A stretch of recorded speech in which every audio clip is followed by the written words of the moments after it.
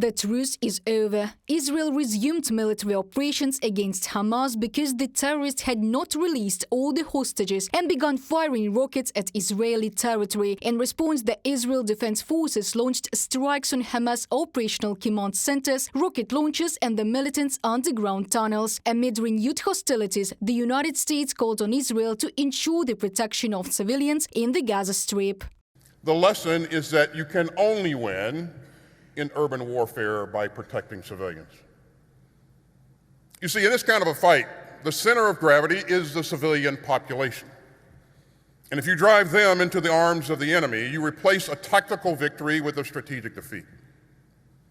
So I have repeatedly made clear to Israel's leaders that protecting Palestinian civilians in Gaza is both a moral responsibility and a strategic imperative.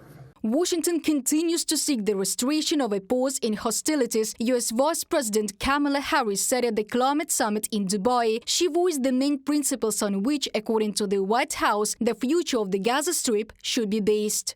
5 principles guide our approach for post-conflict Gaza. No forcible displacement, no reoccupation, no siege or blockade, no reduction in territory, and no use of Gaza as a platform for terrorism. We want to see a unified Gaza and West Bank under the Palestinian Authority. But all this is possible only after the elimination of the Hamas group and the holding of democratic elections in the Palestinian Authority.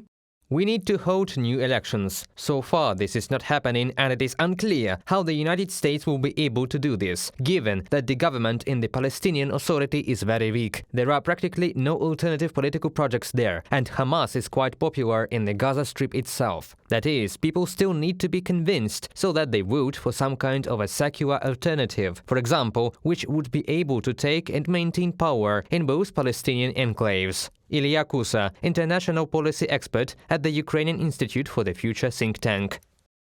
Israel is not currently considering the creation of a unified Palestinian state. At the same time, as sources told Reuters, Tel Aviv plans to create a buffer zone on the border with the Gaza Strip to avoid aggression in the future. According to the agency, Israel notified the governments of Egypt, Jordan, the United Arab Emirates, Saudi Arabia and Turkey about its plans. There is no single option for the post-war future of the Gaza Strip. The military actions there continue, according to the UN, of the more than 2 million people who lived in the Gaza Strip before Hamas attacked Israel. 1,800,000 are considered internally displaced persons. Reported by Diana Kolesnik, Nikita Skoblikov, UATV News.